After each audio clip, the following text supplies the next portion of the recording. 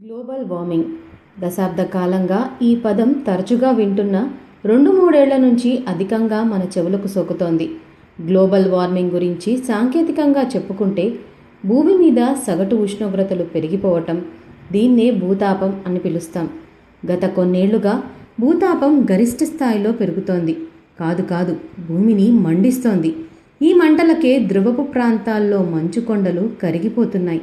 సముద్ర మట్టాల స్థాయి గణనీయంగా పెరుగుతోంది. ప్రస్తుతం భూతాపోన్నతి 3 నుంచి 4.1% పెరుగుతోందని శాస్త్రవేత్తలు అంచనా వేస్తున్నారు. భూతాపానికి కర్బన ఉద్గారాల విడుదలే కారణం. భూతాపానికి కారణం మీరంటే మీరని అభివృద్ధి చెందుతున్న దేశాలు కొంతకాలంగా విమర్శలు సంధించుకుంటున్నాయి. ఏది ఎలా ఉన్నా కర్బన ఉద్గారాల విషయంలో అభివృద్ధి చెందిన దేశాలు అందరికంటే ముందున్నాయన్నది వాస్తవం. గత 100 ఏళ్లలో భూతాపానికి 0.4 నుంచి 0.8 డిగ్రీల ఉష్ణోగ్రత పెరిగితే ప్రస్తుతం అది వచ్చే 83 ఏళ్లలో ఇది 6 డిగ్రీలకు చేరుతుందని పర్యావరణ శాస్త్రవేత్తలు అంచనా వేస్తున్నారు.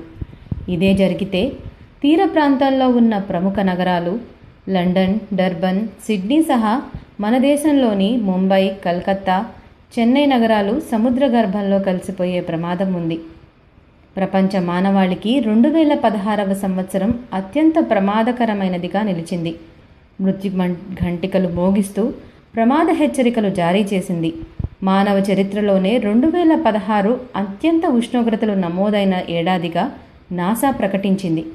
పారిశ్రామికీకరణకు ముందు అంటే 1900వ శతాబ్దంలో 1.3 డిగ్రీల ఉష్ణోగ్రతలు ఉండేవి. 2016లో సగటు ఉష్ణోగ్రత 3.92% పెరిగి అందరినీ భయభ్రాంతులను చేస్తోంది.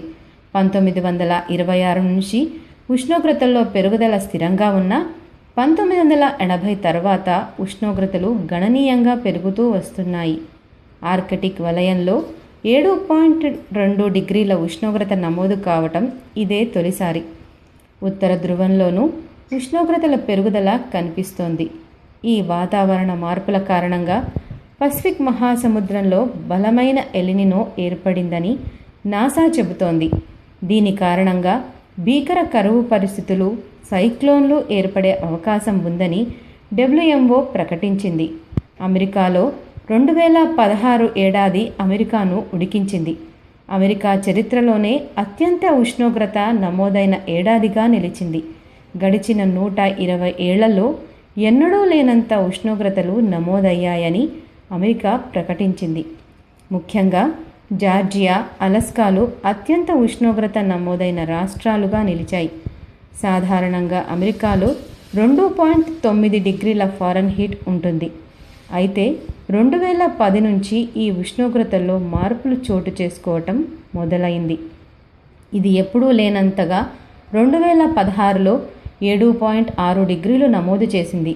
ఇదే విషయాన్ని national oceanic and atmospheric administration NASA ధృవీకరించింది. ఇప్పటికే సముద్ర మట్టం 3 అడుగుల మేర పెరిగింది. కరుగుతున్న విధంగా హిమనీ నదులు కరుగుతూ పోతే తీర ప్రాంతాన్ని ఆనుకుని ఉన్న పట్టణాలన్నీ సముద్రంలో కలిసిపోయే ప్రమాదం పొంచి ఉంది.